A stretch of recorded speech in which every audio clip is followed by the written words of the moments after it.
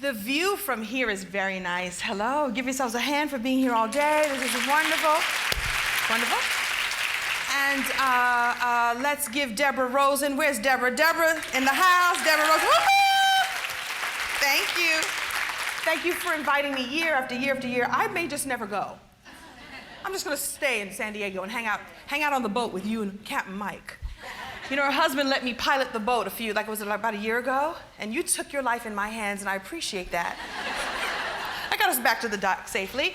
And I also like to always thank, we've got a lot of estrogen in the room. I don't know what I'm gonna do with this. I might come down and be with all of you. I like to always, I'm glad for the estrogen in the room, but let's give some love to the testosterone in the room, all the men in the room here supporting. We feel you, we see you, we love you. We need them around, right, ladies? Sir, I feel you. I see you. You got your tie loosened up. You feel good around all this estrogen. You feel good, don't you? This is the place to be. Tell your friends this is the place to be. This is the place to be. So today, I am going to talk about being your authentic self. And if you haven't figured out already, that's the only thing I know how to do. I mean, that's what you see is what you get with me. How many people, how many folks have already seen me speak at this event so I know what to repeat and what not to repeat? Okay, pretty much my speech is done. You already heard it. Yeah, I do say that what you see is what you get with me. And what I'll tell you, my present state is I am jet lagged and hot flashing at the same time, which is a nice mix. It's a nice mix. Because I'm hot and I'm tired and I'm hot and I'm tired at the same time. I have been on 8 planes in the last 48 hours. Yeah, a lot, because my fiance lives in South Carolina, and I flew there to visit with him for a few days, and then I got called to a meeting in Los Angeles. It's very jet set life, very fancy. Flew to LA to my meeting, and then I flew back to his arms. And I slept the entire time. We had no fun whatsoever, but a nap will do just fine.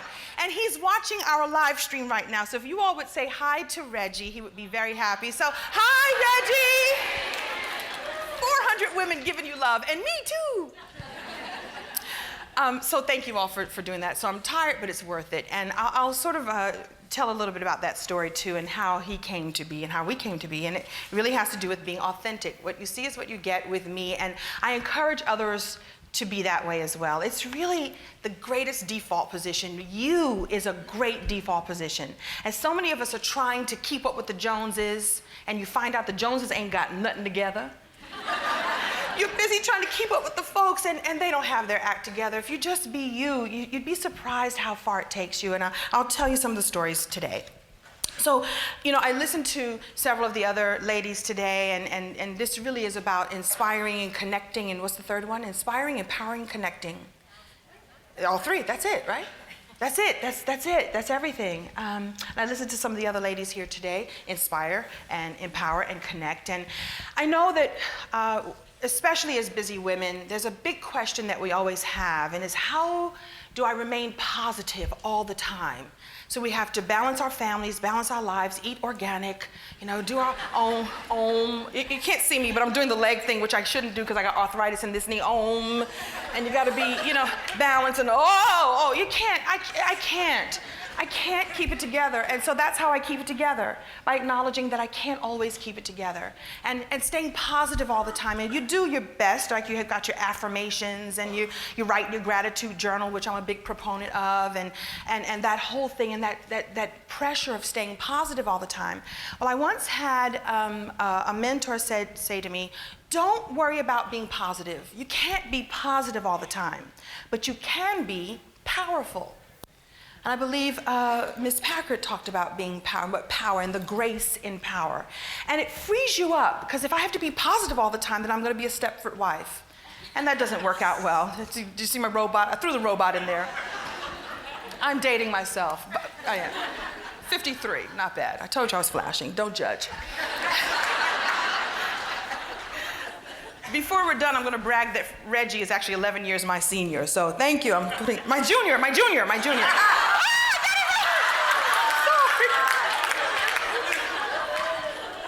I'm not a cougar. I'm not.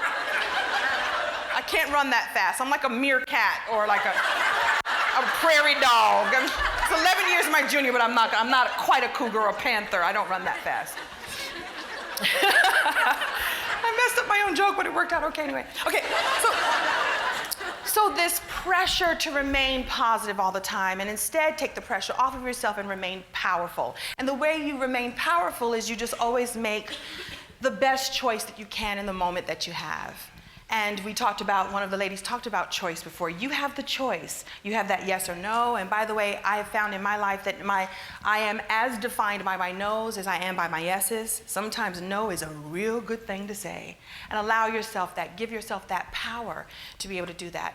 Power is in the choice, you know? It's in making the choice to go like, this is what I really want, this is what I really need. Also that radical self-care, we're talking about putting the oxygen mask on. It really is about taking care of yourself so well first, because we are givers. That's what we do. We give, and we give so much, and it is so important to give from your already full cup. And so when your cup is empty, you've got nothing left to give, and you're dry heaving. That's not a good place to be. You know, just again, no. That's not the place to be. You want to be a place where you're fulfilled and you are filled to the brim, and that you're giving from your overflowing cup. And I know some of you may have heard that before, but it's a really good place to be, and it's a choice. It really is a choice to get your rest, to eat your organic vegetables, to do your own, to find a young boyfriend. I don't know, whatever it is you need. Do what you need to do for you. But make a powerful choice, and that's how you can stay positive in your own life.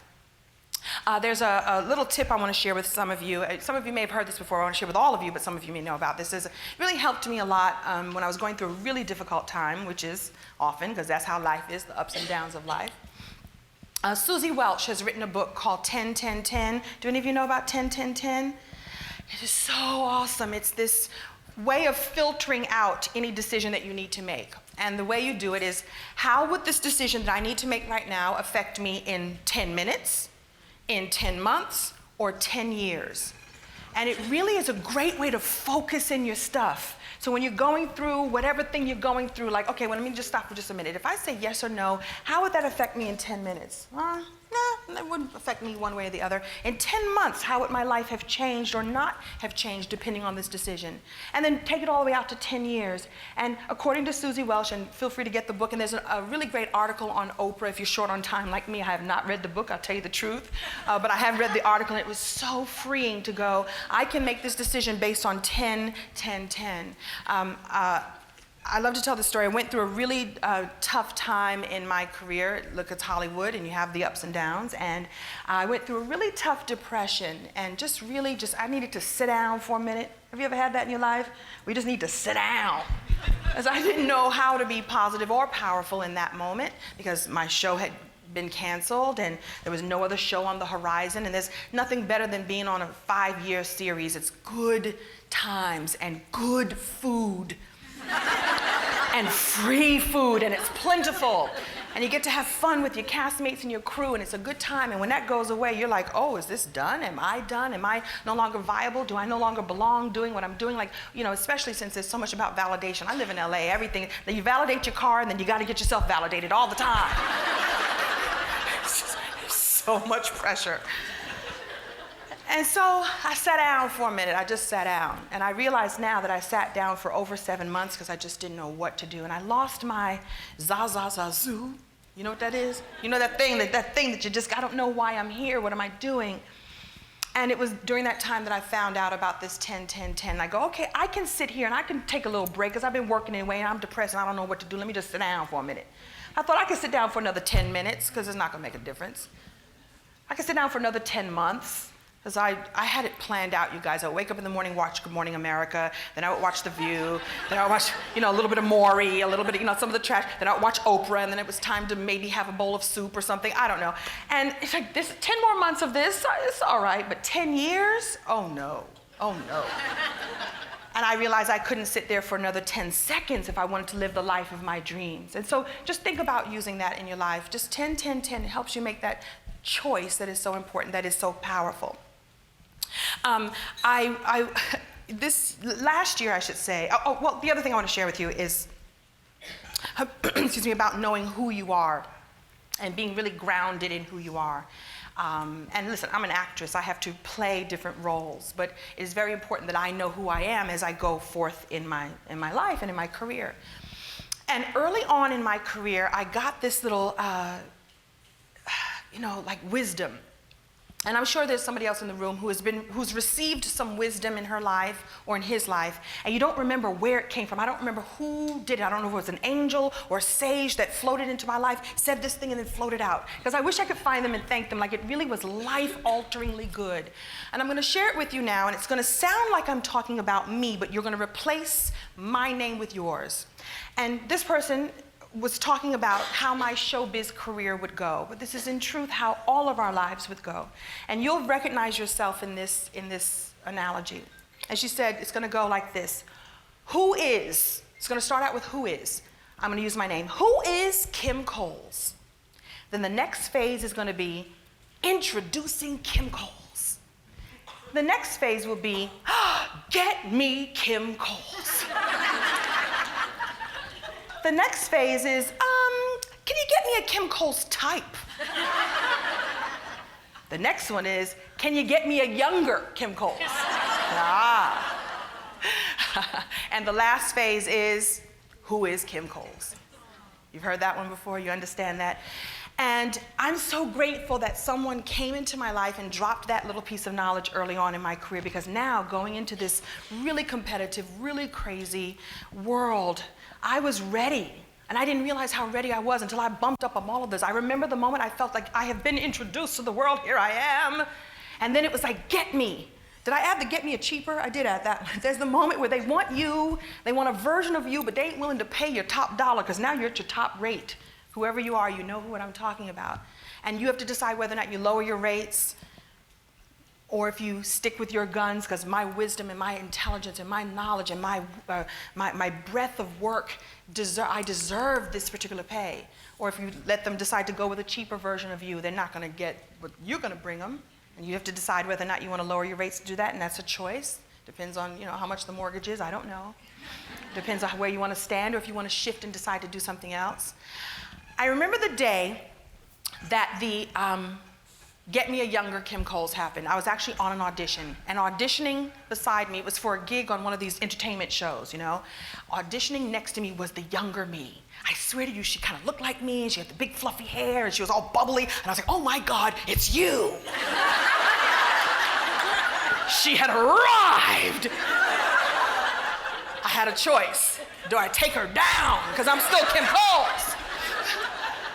Or do I let her breathe? This is her moment too. It was her moment. And I recognized, I was like, oh my God, it's the younger me. I took it in. I was like, okay, here it is. I'm at that stage. And I decided I can't. She's here to do her thing, and I'm here to do my thing. And we both auditioned, and neither of us got the job. What? They didn't want neither one of us, which I was very happy about, because that made me feel good at that moment. But maybe you have something like that in your life, that you're in one of those stages, and just know that they're going to come, and know to be ready for them. I was ready, and I said, okay, it's here, and what do I do? How do I make a better choice? Do I get down about it, or do I say, they found someone that's kind of like me, and they didn't hire neither one of us? Oh, well, moving on. And so you'll find that in your life, that these stages come and go, and you get a chance to make a choice to powerfully accept it and adjust. Because, listen, we're women. No offense, fellas. That's what we do. We know how to shift and change and go with the flow and go, you're giving me this? Let me go ahead and make some of this, right? The next item up for bids, the next item I want to talk about. So armed with a lot of this kind of knowledge, you don't get to be 53 without getting a little bit of wisdom and knowledge. Something happened last year that was really, really awesome. And I'll tell you from a comedian's point of view, and by the way, that beauty pageant that Cammie told you all about, I really did make a routine up about how stupid beauty pageants are.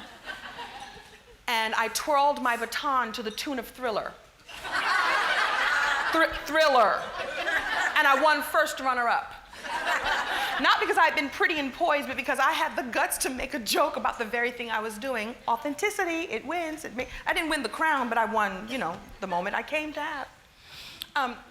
And so the wisdom I wanted to share with you today too is, so I was going to say as a comedian, the holy grail for a comedian, and particularly when I started in the late 80s and early 90s, is to get your own comedy special. Remember those specials, especially HBO and Showtime had them. To get your own special was a big deal. And I had never gotten my special. Now I got other things. I got a sitcom, which is the other holy grail, which is actually kind of better because it lasts a longer time. But I just was never deemed as the girl that they wanted to give the special to. And I was a little bummed about it, but you go on with your life, you go on with your career, and you make the most. So last year, a network called Bounce TV called and said, we want to give you your comedy special, your first comedy special.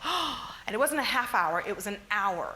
And I have to tell you, in order to come up with an hour of material, it takes maybe 2 or 3 hours of material to glean what you want. Now, I'm going to put a pin there for just a second and explain. Let me tell you how I work. I am one of those people, I get in the trenches and I dig, and I dig and I dig, and I look up and I go, am I kind of going the right way? Yeah, I'm kind of going the right way, and I dig and I dig and I dig, and I kind of always end up exactly where I kind of want to be, kind of, sort of, just from digging and working. Does anybody else here work that way? Where you just dig and you're just not really focused, but you're focused, but you kind of know digging, you get up and you look. Am I there? Course correct. I mean, course correct like we do. I knew that I couldn't do this special that way. I knew I needed to be really focused because I was being given this thing after 30 years in show business, at the time 29 years, that I had to be really focused and really driven and really clear about the destination I wanted to have. The destination would be a special that felt really good, that the people laughed, that when I walked out on stage I felt as if I felt connected again to my material and to the audience. And so I worked in a way I'd never worked before. I used the analogy of the GPS system. So those of us who have GPS systems in our car, we use them, or on our phones, that's the global positioning system.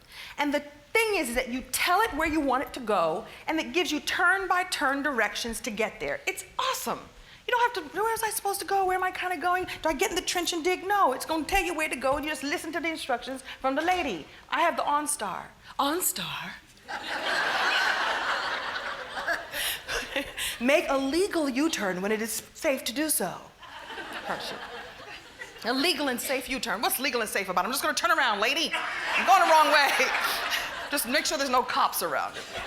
She always tells you, make a legal and safe U-turn. I'll be the judge of that. Who has OnStar? You know what I'm talking about. You know the lady. Who is that lady? But the whole point is that if I put my GPS system on, it tells me where when I tell it where I want to go, it tells me how to get there. And I imagine, what if I did that on my life? What if I put a GPS system on this experiment that was going to be my stand-up special? So I did that. I was very clear about how I wanted to feel, how I wanted to look, where I wanted to go, and it worked for me, you guys. And when I walked out on stage that day, I was so happy. And then when I saw it air, I was so happy because I was very clear about what I wanted and very clear about the direction. And then because I think I'm so clever and cute, I added cute. I thought, what if I did this in other areas of my life? And what if I started sharing this with other people? Because that's, what I do. I got the microphone. Let me do what I do. What if I made it mean something else? What if I took the acronym of GPS and made it be about the real way to get direction in your life? And so I did. It is gratitude, passion, success. And with the principles of gratitude and passion and success, you can get where you need to go in your life. You put that OnStar system on your life, because each and every one of us are stars in our lives. You know that, don't you? Each and every one of us is meant to be the star in their life. So you put the OnStar on you, and you get where you need to go.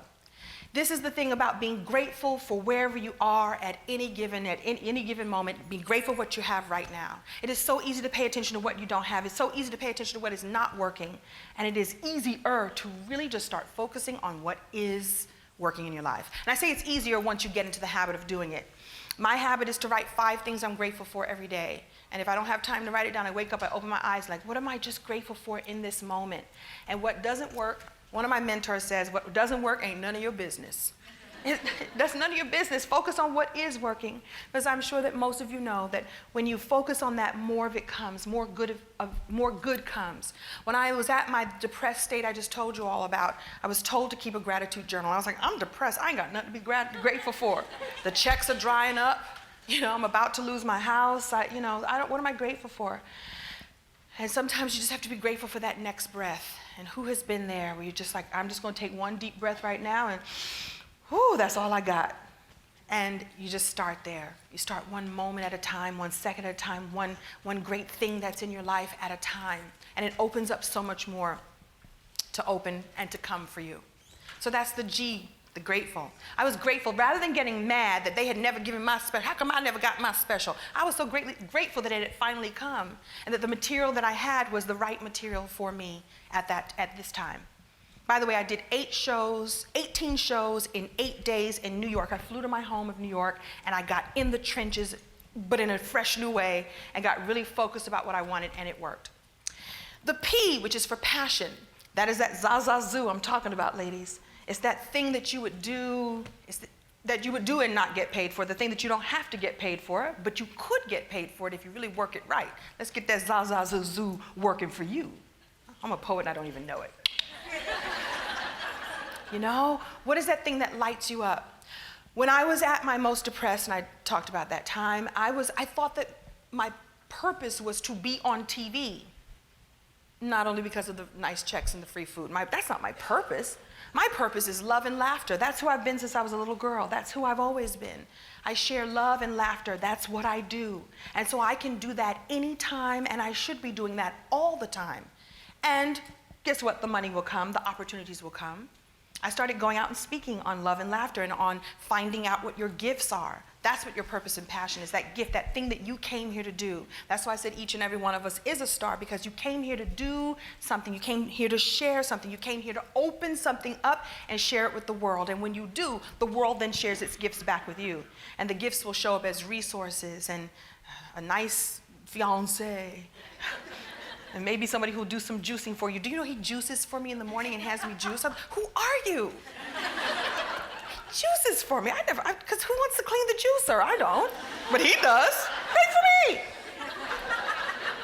You'll find your beautiful resource, whatever that is. You will, just by opening your gift and share it with the world. I open my gift of love and laughter to him, and I get juice, or whatever it is, you know. It may have come out wrong. I'm sorry, Reggie. I'm very sorry. Maybe I should go back to my notes. Do what you love is what I wrote. Do what you love. And there's something I want to share with you ladies, and you may have heard this guy speak before. It's a really cool TED Talk by Simon Sinek called Your Why. Start with your why. Do you know about that? It is so cool. He has this website called Start With Your Why. It's free. Most of the stuff on there is free. There's something else you can buy if you want to buy the assessment that's on there. But when you start with your why, it is about looking at your beliefs, your purposes, and your causes that inspire you to be you. He has this really great exercise that I had done a different way before and didn't recognize that this was his homework. It is so cool. What you do is you ask your friends why they are your friends. Ask 5, 10, 20 of your friends, you know, whoever you want. Ask, why are you my friend? Why am I a good friend to you? You're gonna love the responses. You're gonna love it. If you need a boost of like, what is this all about? Why am I working so hard? Who am I? Ask your friends why they love you, and you will be fueled for months and months on this. I did this exercise too, and I asked them to give my friends to give me 5 to 10 words to describe me. And I mean, not in a narcissistic way, like, what do you think of me? I mean, that's not what it's about, but tell them that you're doing this exercise. And the answers will delight you. Some of them will astound you. Some of them will make you a little. One of mine was naive. I am not naive. But this is a high school friend. We met when we were 16, and she still views me from the lens of being naive. And now maybe it's not naive. Maybe it's now that I'm trusting, or maybe I'm now too open. But it was really eye-opening and heart-opening, and it's a beautiful exercise. Try it. And that's one of Simon Sinek's exercises on startwithyourwhy.com. Look, I'm giving the information to the girls. Write that down. Start with your why.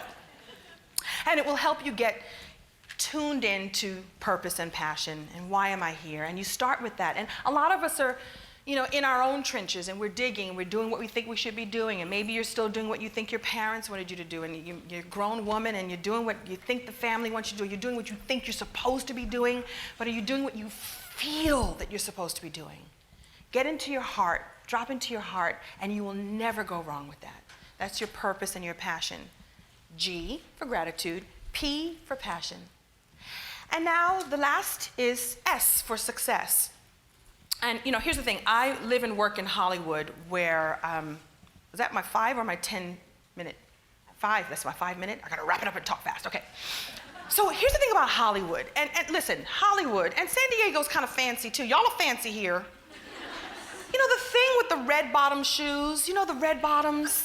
The shoes, they're all red on the bottom. Do you understand that when you walk, the red wears off? It's like your wallet is bleeding. Like, I'm talking about? And there's some of them are very expensive. They're like expensive shoes. I mean, they've got the cheap version, but the really good ones are like, look at, if you have a pair of red bottom shoes, wear them, look at them at the end of the day, the red is all gone. And I remember there was a time when I was buying all the fancy purses and buying the red bottom shoes and really spending, by the way, the depression I went through, I have to tell the truth, I spent my money away. I did that. Nobody took it away. I spent it all on red bottom shoes. I spent my money trying to keep up with the Joneses. I told y'all were broke. So let me just be authentic about that. Okay? And listen, if you can truly afford those, then go for it. That's great. But if you are doing it because that's what you think success is or what success is supposed to look like, I want to invite you to be very clear, to get clear about what success really means to you. Maybe success to you really means that your family is healthy and well. Maybe success means to you that you wake up in the morning and you feel connected to yourself and connected to your faith and your fun and your family and your friends, the F words we talked about. That's what true success is. It's nice if it comes in a big, pretty house and a nice Range Rover that rides up high, but it's even nicer if it's really connected to who you really, really are and who you really, really want to be, and the rest of the world sees it on you. That's what, to me, what people who look rich or they look wealthy, I look in someone's eyes and I go, she's really happy on the inside out. That's true wealth. It really is, you guys. And not paying attention to all that stuff is nice, all the baubles. But they don't keep you warm at night. They don't keep you connected to yourself. And I invite you to think about success in what the true terms of success are. You get to define what it is, and you get to walk in that. And the rest of us will believe you. I will believe that you are successful if you believe that you're successful. Do you know what I'm saying? I'm walking back to the notes. I am, because I want to make sure I give you as much as I only have 2 more seconds now.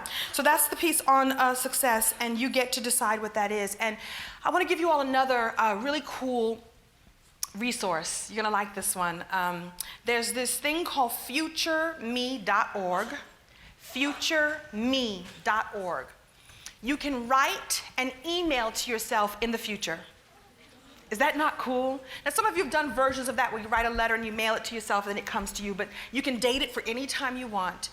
And I want you to just drop into your own GPS, drop into your own direction for yourself, and you get to make it up for yourself. We all know about vision boards. That's one way to get focused on your direction.